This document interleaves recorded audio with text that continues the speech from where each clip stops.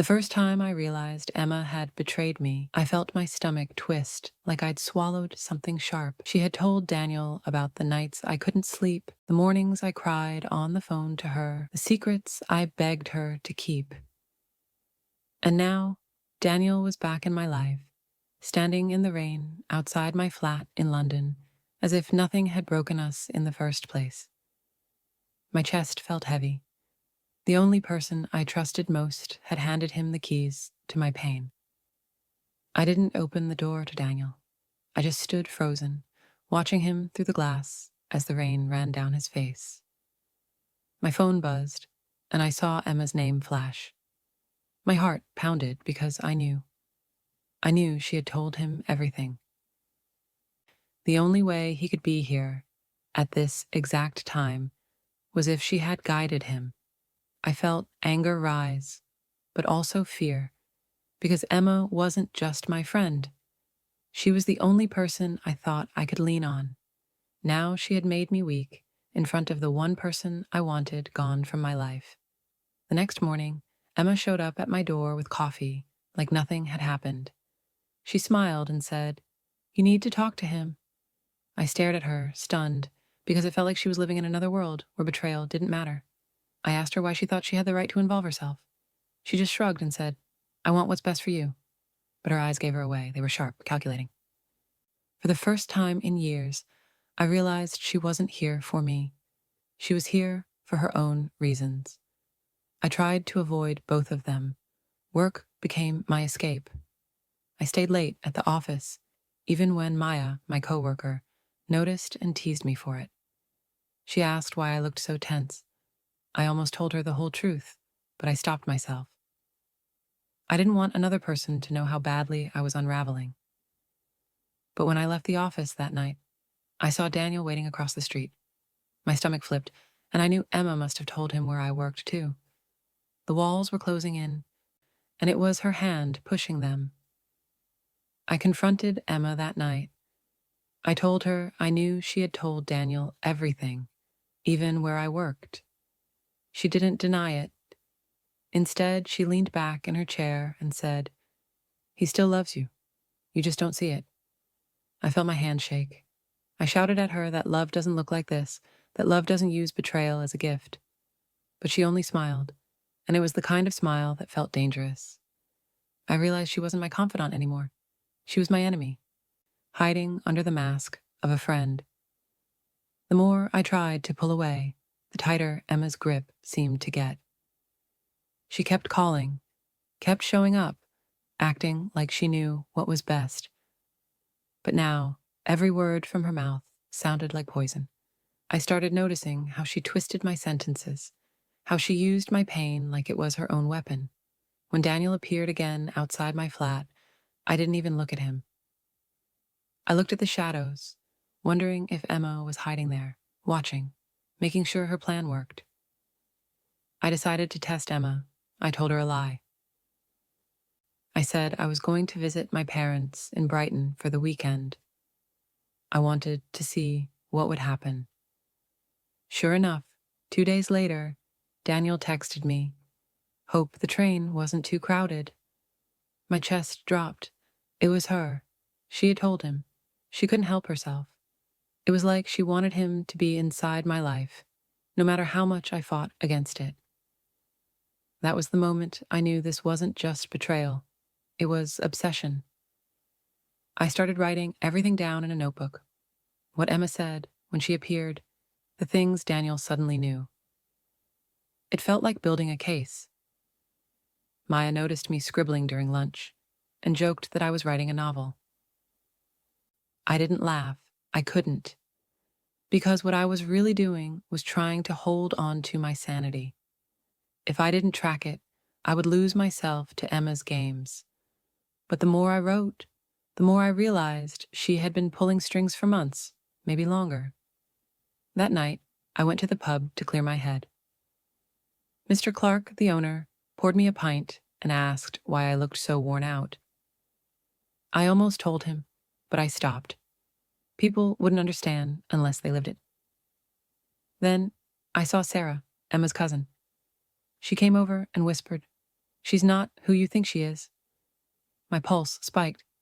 I asked what she meant, but Sarah only shook her head and said, "Be careful." It was the first crack in Emma's mask, and it came from her own family. When I asked Emma about Sarah's warning, she snapped.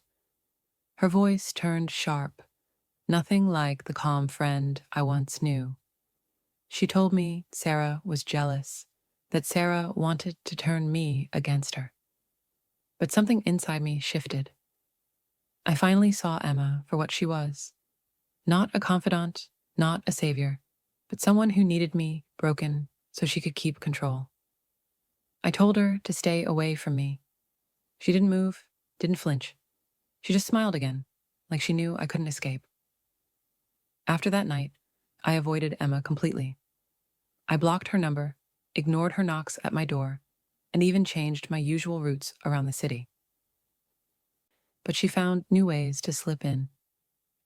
Daniel showed up again at my office, holding a coffee I never asked for, repeating words I had once confessed only to Emma.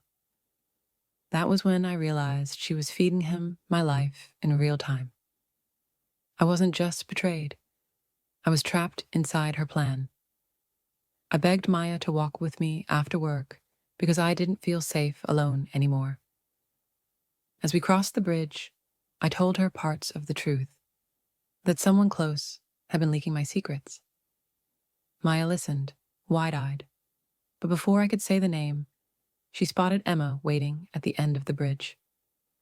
My blood ran cold. Maya asked, "Is that her?" And I couldn't answer because I was too busy trying not to break apart right there on the street. I knew Emma wouldn't stop, so I decided to push back. I sent Daniel a message, asking him to meet me at a cafe. When he arrived, I told him flat out that Emma had been the one feeding him everything. He looked confused, almost guilty. Then he admitted Emma had told him I still loved him, that my late-night tears were about wanting him back. My fists clenched. The truth wasn't just twisted. It was being rewritten to trap me in a story that wasn't mine.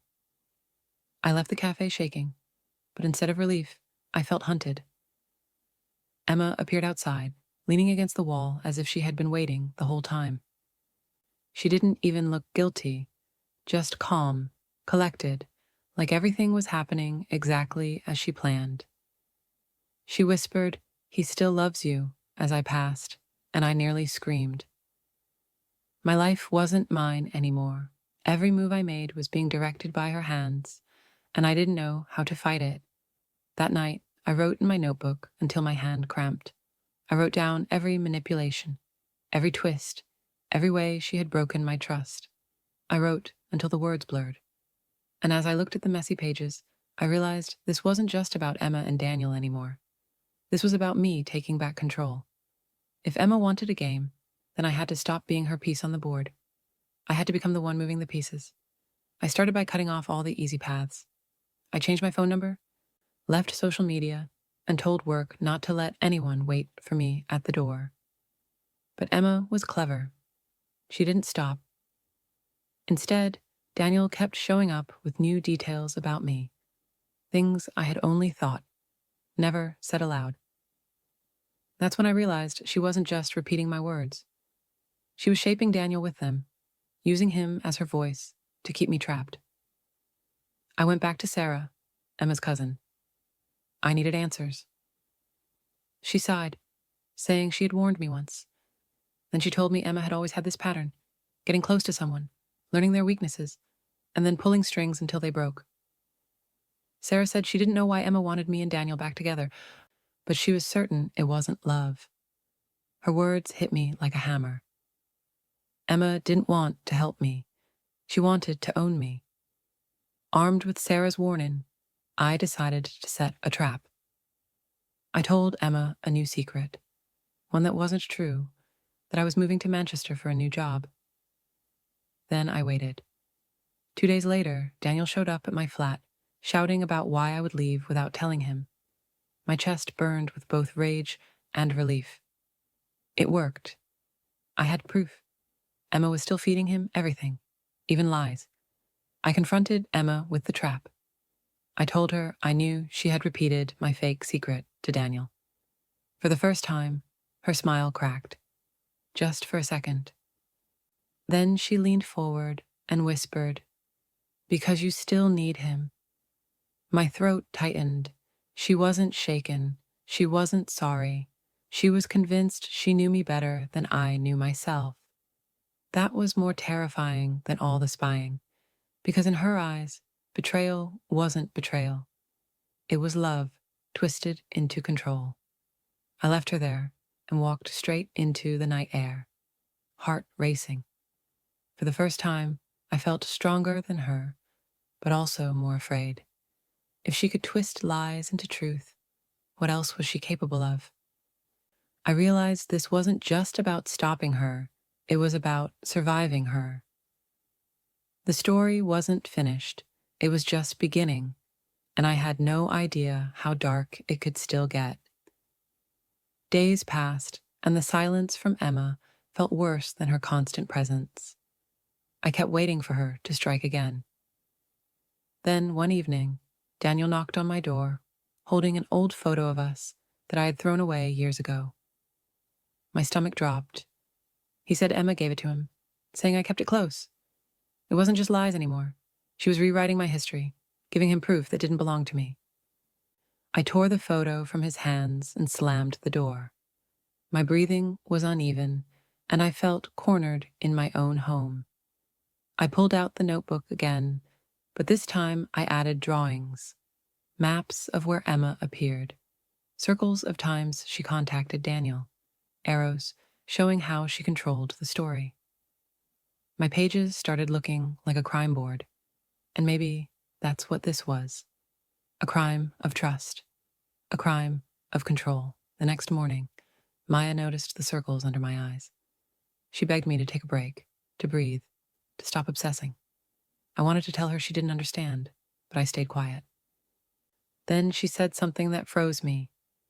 "Your friend Emma came to the office asking about you." My blood went cold. She wasn't even hiding it anymore. She was reaching into every part of my life, daring me to push back harder. That night, I decided to confront Daniel one last time.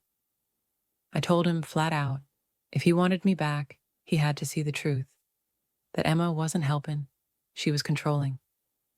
He hesitated, then admitted something that shook me. Emma had told him we had been talking about a secret plan to reunite. She had been pretending to be me in messages, twisting my voice into hers. My stomach turned. It wasn't just betrayal anymore. It was impersonation. I stumbled out of the pub in disbelief, my chest aching. Emma wasn't just pushing me back toward Daniel. She was replacing me in the story altogether.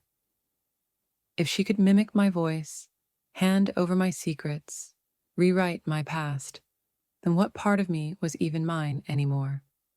As I walked under the streetlights, I realized the truth.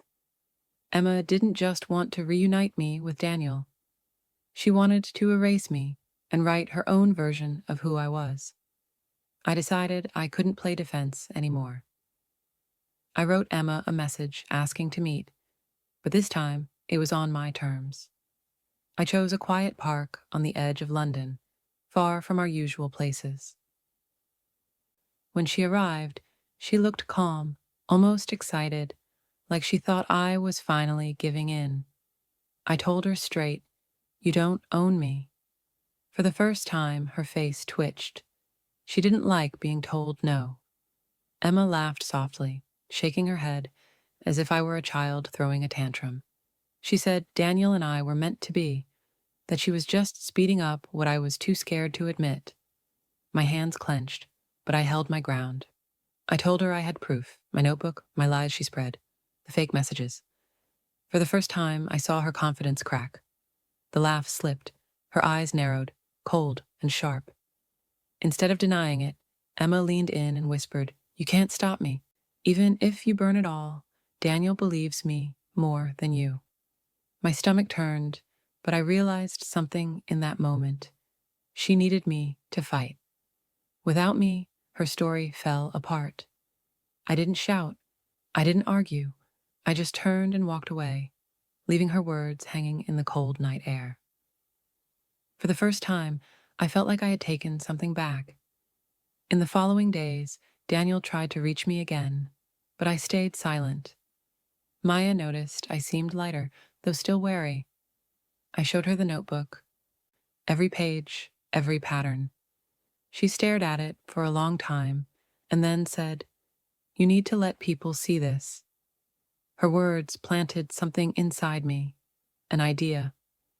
If Emma's power came from secrets, then the only way to beat her was to take those secrets away. I didn't run anymore. I told Daniel the truth in front of Sarah, in front of Maya, in front of anyone who would listen. I laid out the lies, the twisted games, the way Emma had used me. Daniel's face changed as the story unfolded, his faith in Emma cracking apart. And when I looked across the street, I saw Emma standing there, watching, her smile finally gone. For the first time, she looked powerless. For the first time, the story was mine again.